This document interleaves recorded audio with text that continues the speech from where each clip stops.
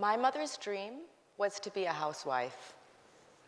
I know, not usually up there as far as dreams go, but my mother grew up in 1950s Philippines, which was dominated by American pop culture.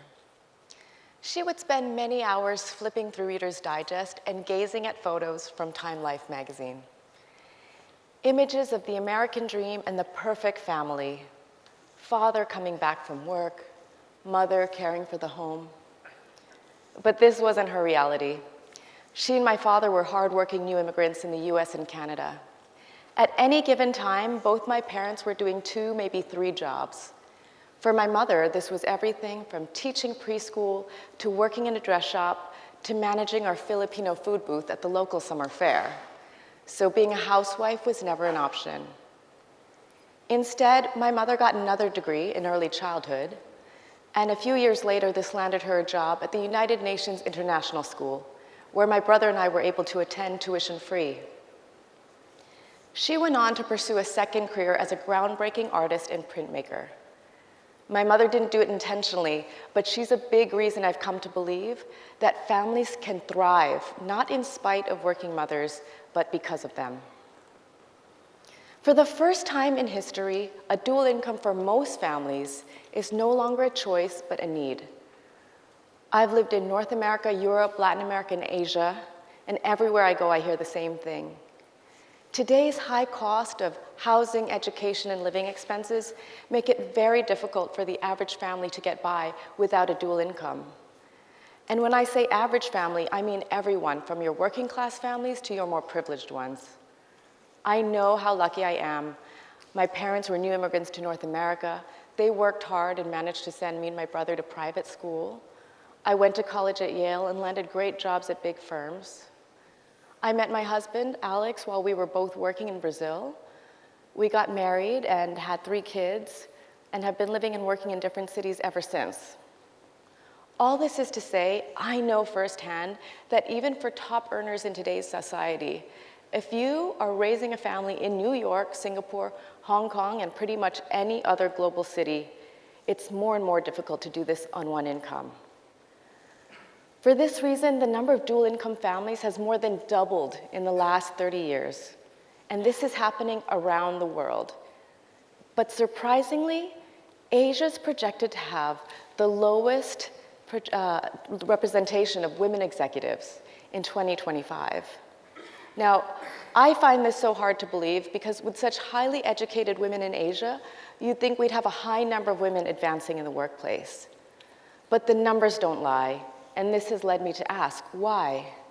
Why are Asian women not progressing in their careers? Wouldn't all the high-achieving girls in school have high-achieving career ambitions?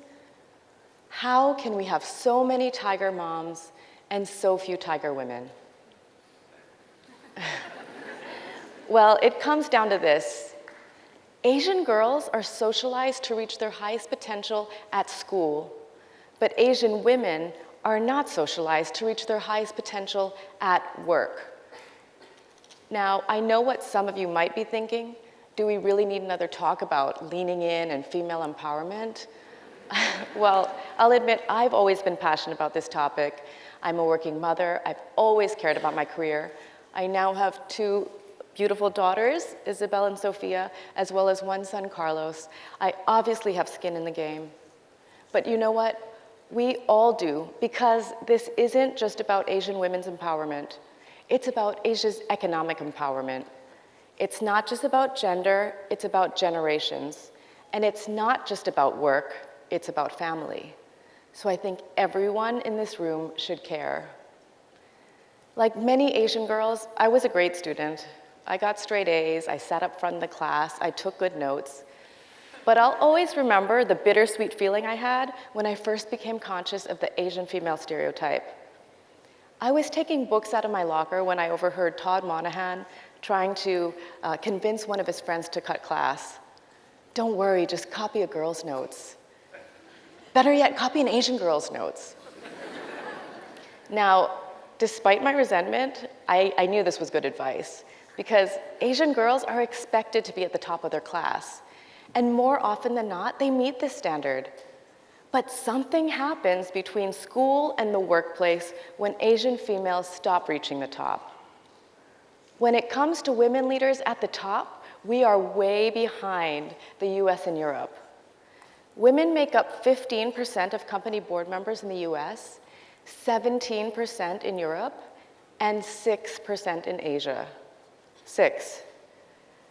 There are many factors that play into this, from deep-rooted cultural mindsets to government missteps like using the term leftover women to describe single women over the age of 30, or spinster, if you have to circle that on Hong Kong immigration forms.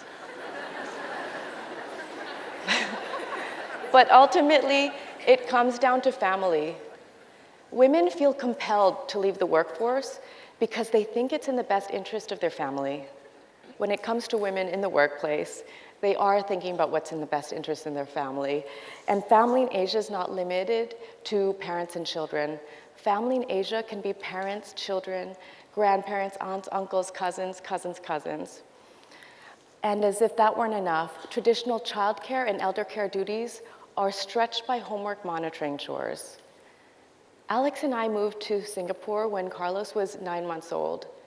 One of the first things I noticed was how common it was for people to ask me if I had plans to stop working. And when Isabel was born, this question came up increasingly more.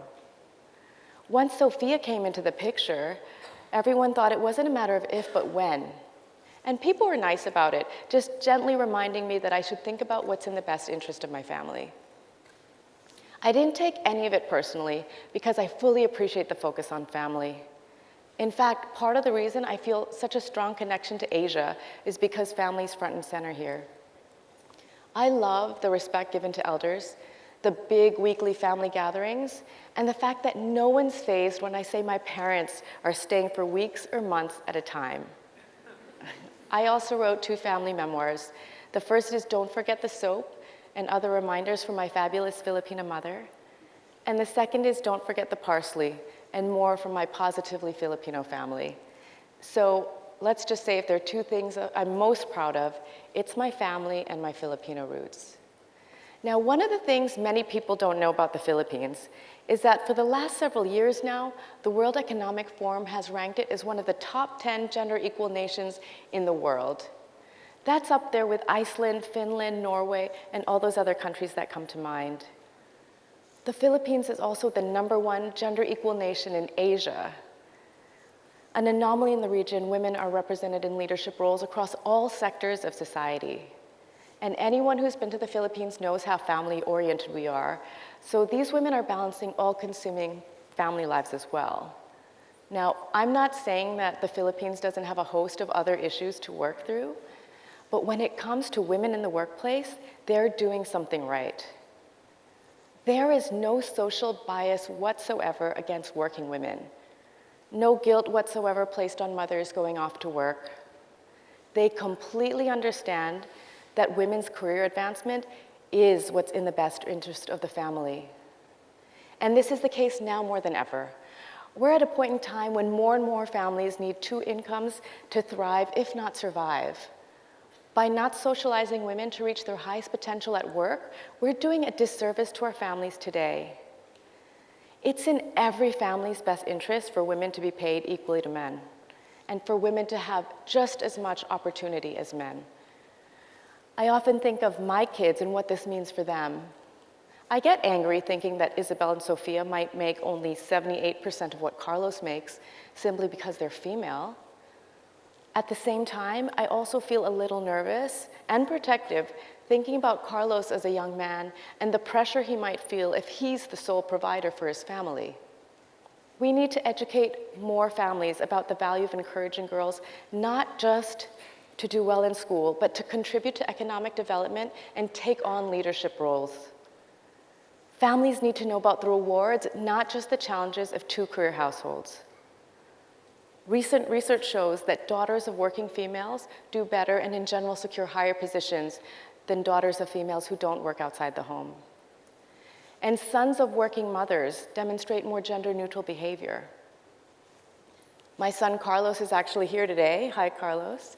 Because Alex always likes for him to see his mother in action. as a tiger mom and a tiger woman.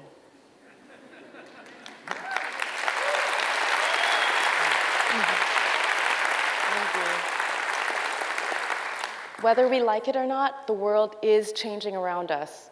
We're at a crossroads now when we need to start educating girls and socializing them to reach their highest potential at school and at work.